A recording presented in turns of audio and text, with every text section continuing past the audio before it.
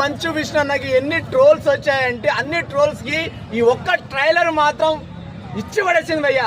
ఆ రేంజ్ లో ఉంది నిజంగా. ఎక్కడ తప్పు వెతికి ఈ నా కొడుకులు చేసిన ట్రోల్స్ కి ఇప్పుడు వెతకండి అని సవాల్ ఇస్తున్నా బ్రో. ప్రభాస్ అన్న అభిమానిగా నిజంగానే ఒక్క సీన్ ఉంటుంది ప్రభాస్ అన్న వచ్చేది మాత్రం గూస్ బంప్స్ వస్తాయి బ్రో నిజంగా.